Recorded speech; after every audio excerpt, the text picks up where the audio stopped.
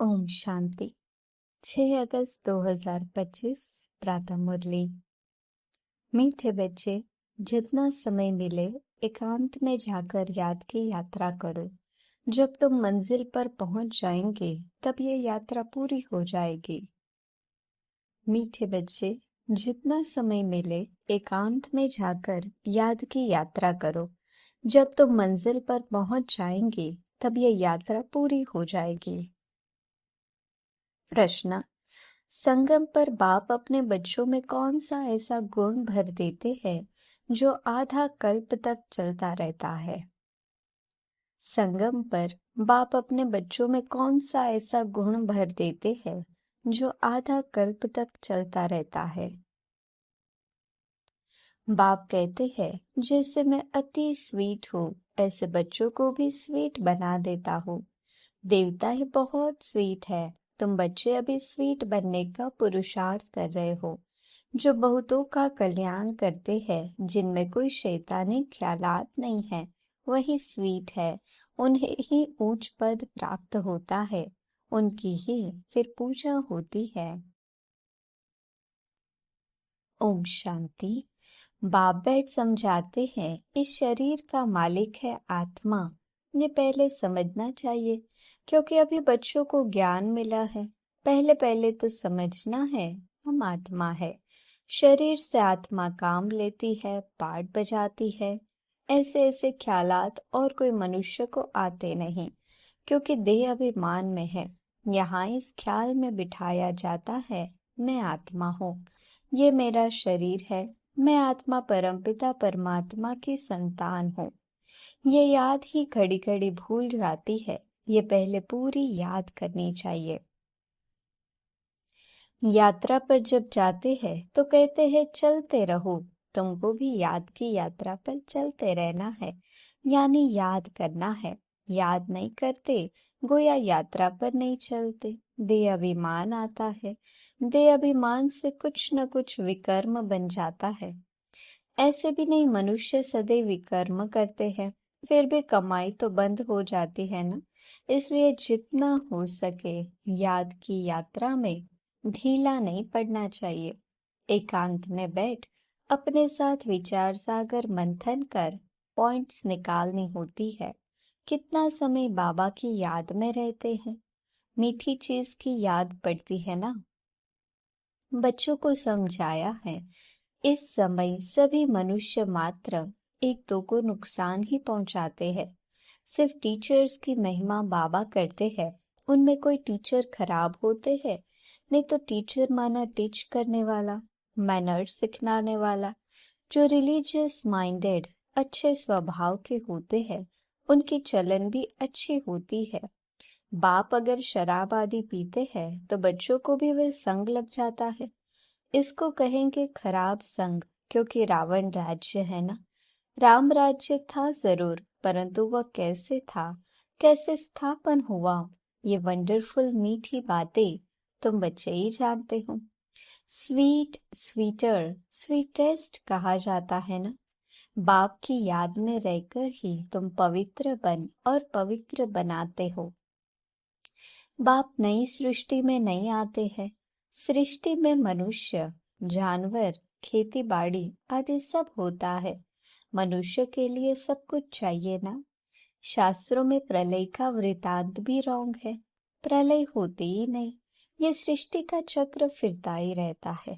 बच्चों को आदि से अंत तक ख्याल में रखना है। मनुष्य को तो अनेक प्रकार के चित्र याद आते हैं, मेले मलाखड़े याद आते हैं। वह सभी है हद के, तुम्हारी है बेहद की याद, बेहद की खुशी, बेहद का धन। बेहद का बाप है ना। हद के बाप से सब हद का मिलता है। बेहद के बाप से बेहद का सुख मिलता है। सुख होता ही है धन से। धन तो वहां अपार है, सब कुछ सतो प्रधान है वहां। तुम्हारी बुद्धि में है। हम सतो प्रधान थे, फिर बनना है, ये भी तुम अभी जानते हो। तुम्हारे में भी नंबरवार है। स्वीट, स्वीटर, स्वीटेस्ट है ना।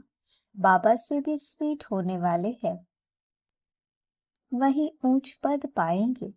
स्वीटेस्ट वह है जो बहुतों का कल्याण करते हैं। बाप भी स्वीटेस्ट है ना, तब तो सब उनको याद करते हैं। कोई शहद या चीनी को ही स्वीटेस्ट नहीं कहा जाता, ये मनुष्य की चलन पर कहा जाता है। कहते हैं ना, ये स्वीट चाइल्ड है, यानी कि मीठा बच्चा है। सतयुग में कोई भी शैतानी बात नहीं होती। इतना ऊंच पद जो पाते हैं, जरूर यहाँ पुरुषार्थ किया है। तुम अभी नई दुनिया को जानते हो। तुम्हारे लिए तो जैसे कल नई दुनिया सुखधाम होगी। मनुष्यों को पता ही नहीं शांति कब थी। कहते हैं विश्व में शांति हो। तुम बच्चे जानते हो विश्व में शांति थी, जो अभी फिर स्थापन कर रहे हो। अब ये सभी को समझाए कैसे? ऐसे ऐसे पॉइंट्स निकालने चाहिए जिसकी बहुत जाना है मनुष्यों को। विश्व में शांति हो, इसके लिए रड़ी मारते रहते हैं क्योंकि अशांति बहुत है। ये लक्ष्मी नारायण का चित्र सामने देना है। इनका जब राज्य था तो विश्व में शांति थी। उनको ही हेवन, डीटी वर्ल्ड कहते हैं। वहां विश्व में शांति थी। आज से 5000 वर्ष पहले की बातें और कोई नहीं जानते। यह है मुख्य बात। सब आत्माएं मिलकर कहती है विश्व में शांति कैसे हो। सभी आत्माएं पुकारती है, तुम यहाँ विश्व में शांति स्थापन करने का पुरुषार्थ कर रहे हो। जो विश्व में शांति चाहते हैं उन्हें तुम सुनाओ कि भारत में ही शांति थी। जब भारत स्वर्ग था तो शांति थी, अब नर्क है। नर्क में यानी कि कलयुग में अशांति है, क्योंकि धर्म अनेक है, माया का राज्य है, भक्ति का भी पॉम्प है। दिन प्रतिदिन वृद्धि होती जाती है। मनुष्य भी मेले मलाखड़े आदि पर जाते हैं, समझते हैं जरूर कुछ सच होगा। अभी तुम समझते हो उनसे कोई पावन नहीं बन सकते हैं। पावन बनने का रास्ता मनुष्य कोई बता न सके। पतित पावन एक ही बाप है, दुनिया एक ही है, सिर्फ नई और पुरानी कहा जाता है। नई दुनिया में नया भारत, नई दिल्ली कहते हैं, नई होनी है जिसमें फिर नया राज्य होगा। यहाँ पुरानी दुनिया में पुराना राज्य है। पुरानी और नई दुनिया किसको कहा जाता है ये भी तुम जानते हो। भक्ति का कितना बड़ा प्रस्ताव है। इसको कहा जाता है अज्ञान। ज्ञान सागर एक बाप है। बाप तुमको ऐसे नहीं कहते कि राम राम कहो व कुछ करो, नहीं। बच्चों को समझाया जाता है वर्ल्ड की हिस्ट्री ज्योग्राफी कैसे रिपीट होती है। ये एजुकेशन तुम पढ़ रहे हो, इसका नाम ही है रूहानी एजुकेशन, स्पिरिचुअल नॉलेज। इनका अर्थ भी कोई नहीं जानते। ज्ञान सागर तो एक ही बाप को कहा जाता है, वह है स्पिरिचुअल नॉलेजफुल फादर। बाप रूहों से बात करते हैं, तुम बच्चे समझते हो। रूहानी बाप पढ़ाते हैं, ये है स्पिरिचुअल नॉलेज। रूहानी नॉलेज को ही स्पिरिचुअल नॉलेज कहा जाता है। तुम बच्चे जानते हो परमपिता परमात्मा बिंदी है, वह हमको पढ़ाते हैं। हम आत्माएं पढ़ रही हैं, ये भूलना नहीं चाहिए।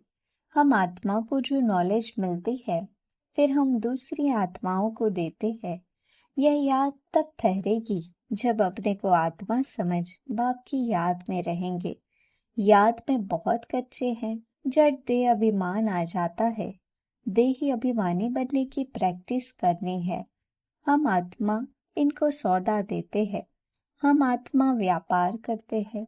अपने को आत्मा समझ बाप को याद करने में ही फायदा है। आत्मा को ज्ञान है हम यात्रा पर है, कर्म तो करना ही है। बच्चों आदि को भी संभालना है, धंधा दोरी भी करना है। धंधे आदि में याद रहे हम आत्मा है, ये बड़ा मुश्किल है। बाप कहते हैं कोई भी उल्टा काम नहीं करना। सबसे बड़ा पाप है विकार का, वही बड़ा दंग करने वाला है। अभी तुम बच्चे पावन बनने की प्रतिज्ञा करते हो, उसका ही यादगार ये राखी बंधन है। आगे तो पाई पैसे की राखी मिलती थी, ब्राह्मण लोग जाकर राखी बांधते थे। आजकल तो राखी भी कितनी फैशनेबल बनाते हैं। वास्तव में है अभी की बात। तुम बाप से प्रतिज्ञा करते हो, हम कभी विकार में नहीं जाएंगे, आपसे विश्व के मालिक बनने का वर्षा लेंगे। बाप कहेंगे 63 जन्म तो विश्ववेतर ने नदी में गोते खाए, अब तुम तो शेर खाकर सागर में ले चलते हैं। सागर कोई है नहीं, भेंट में कहा जाता है, तुमको शिवालय में ले जाते हैं, वहां अथाह सुख है। अब ये अंतिम जन्म है, हे आत्माएं पवित्र बनो। क्या बाप का कहना नहीं मानेंगे? ईश्वर तुम्हारा बाप कहते हैं, मीठे बच्चे विकार में नहीं जाओ, जन्म जन्मांतर के पाप सिर पर है, वह मुझे याद करने से ही भस्म होंगे। कल पहले भी तुमको शिक्षा दी थी, बाप गारंटी तब करते हैं जब तुम यह गारंटी करते हो कि बाबा हम आपको याद करते रहेंगे। इतना याद करते रहो जो शरीर का भान न रहे। सन्यासियों में भी कोई कोई तीखे बहुत पक्के ब्रह्मज्ञानी होते हैं, वह भी ऐसे बैठे बैठे शरीर छोड़ते हैं। यहाँ तुमको तो बाप समझाते हैं पावन बनकर जाना है, वह तो अपनी मत पर चलते हैं। ऐसे नहीं कि वह शरीर छोड़कर कोई मुक्ति जीवन मुक्ति में जाते हैं, नहीं, आते फिर भी यहाँ ही है, परंतु उनके फॉलोअर समझते हैं कि वह निर्वाण गया। बाप समझाते हैं एक भी वापस नहीं जा सकता, कायदा ही नहीं, झाड़ वृद्धि को जरूर पाना है। अभी तुम संगम युग पर बैठे हो और सब मनुष्य है कलयुग में। तुम देवी संप्रदाय बन रहे हो, जो तुम्हारे धर्म के होंगे वह आते जाएंगे। देवी देवताओं का भी वहां सीजरा है ना, यहाँ बदली होकर और धर्मों में कन्वर्ट हो गए हैं, फिर निकल आएंगे। नहीं तो वहां जगह कौन भरेंगे?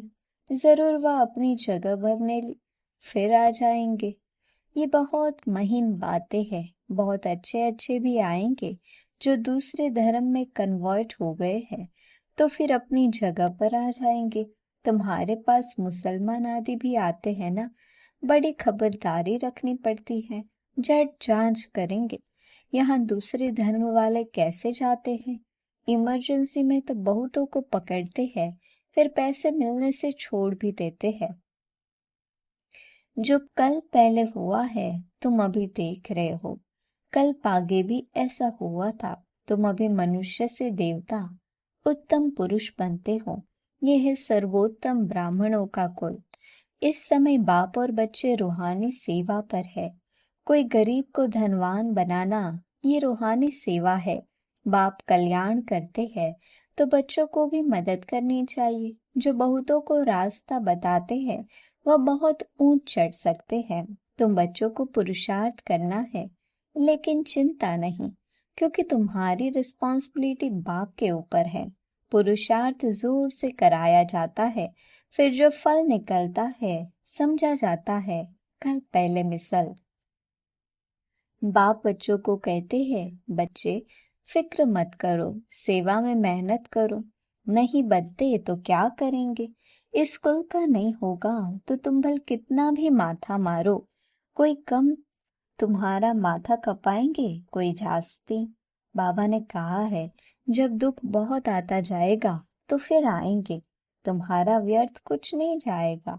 तुम्हारा काम है राइट बताना। शिव बाबा कहते हैं मुझे याद करो तो तुम्हारे विकर्म विनाश होंगे। ऐसे बहुत कहते हैं भगवान जरूर है। महाभारत लड़ाई के समय भगवान था, सिर्फ कौन सा भगवान था उसमें मूंझ गए हैं। श्री कृष्ण तो हो न सके, श्री कृष्ण उसी फीचर्स से फिर सतयुग में ही होगा। हर जन्म में फीचर्स बदलते जाते हैं। सृष्टि अब बदल रही है, पुराने को नया अब भगवान कैसे बनाते हैं वह भी कोई नहीं जानते। तुम्हारा आखिर नाम निकलेगा, स्थापना हो रही है, फिर ये राज्य करेंगे, विनाश भी होगा। एक तरफ नई दुनिया, एक तरफ पुरानी दुनिया। ये चित्र बड़ा अच्छा है।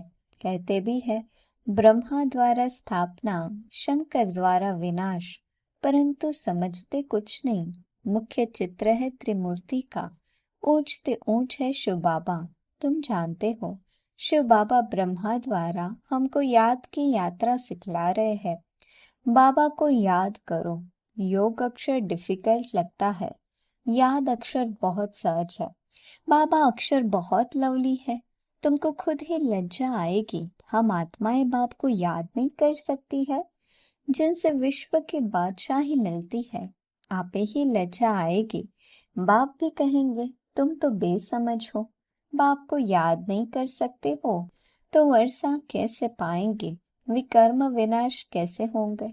तुम आत्मा हो, मैं तुम्हारा परमपिता परमात्मा अविनाशी हूं ना। तुम चाहते हो हम पावन बन सुखधाम में जाए तो श्रीमत पर चलो। मुझ बाप को याद करो तो विकर्म विनाश होंगे, याद नहीं करेंगे तो विकर्म विनाश कैसे होंगे। अच्छा, मीठे मीठे सिकिलधे बच्चों प्रति माता पिता बाप दादा का याद प्यार और गुड मॉर्निंग। रूहानी बाप की रूहानी बच्चों को नमस्ते। हम रूहानी बच्चों की रूहानी बाप दादा को याद प्यार गुड मॉर्निंग और नमस्ते। धारणा के लिए मुख्य सार, हर प्रकार से पुरुषार्थ करना है, फिक्र नहीं, क्योंकि हमारा रिस्पॉन्सिबल स्वयं बाप है। हमारा कुछ भी व्यर्थ नहीं जा सकता। दोनों बाप समान बहुत बहुत स्वीट बनना है, अनेकों का कल्याण करना है। इस अंतिम जन्म में पवित्र जरूर बनना है। धंधा आदि करते अभ्यास करना है कि मैं आत्मा हूँ। वरदान, प्रकृति के विस्तार में रहते फरिश्तेपन का साक्षात्कार कराने वाले साक्षात्कार मूर्त भव। प्रकृति के विस्तार में रहते फरिश्तेपन का साक्षात्कार कराने वाले साक्षात्कार मूर्त भव। प्रवृत्ति का विस्तार होते हुए भी विस्तार को समेटने और उपराम रहने का अभ्यास करो। अभी अभी स्थूल कार्य कर रहे हैं, अभी अभी अशरीरी हो गए। ये अभ्यास फरिश्तेपन का साक्षात्कार कराएगा। ऊंची स्थिति में रहने से छोटी छोटी बातें व्यक्त भाव की अनुभव होंगी। ऊंचा जाने से नीचापन आपे ही छूट जाएगा। मेहनत से बच जाएंगे, समय भी बचेगा, सेवा भी फास्ट होगी। बुद्धि इतनी विशाल हो जाएगी जो एक समय पर कई कार्य कर सकती है। स्लोगन, खुशी को कायम रखने के लिए आत्मा रूपी दीपक में ज्ञान का घृत रोज डालते रहो। खुशी को कायम रखने के लिए आत्मा रूपी दीपक में ज्ञान का घृत रोज डालते रहो। अव्यक्त इशारे, सहज योगी बनना है तो परमात्म प्यार के अनुभवी बनो। बच्चों से बाप का प्यार है, इसलिए सदा कहते हैं बच्चे जो हो जैसे हो मेरे हो। ऐसे आप भी सदा प्यार में लवलीन रहो। दिल से कहो बाबा जो हो वह सब आप ही हो। कभी असत्य के राज्य के प्रभाव में नहीं आओ। श्रेष्ठ भाग्य की लकीर खींचने का कलम बाप ने आप बच्चों के हाथ में दी है। आप जितना चाहे उतना भाग्य बना सकते हो। अच्छा, ओम शांति।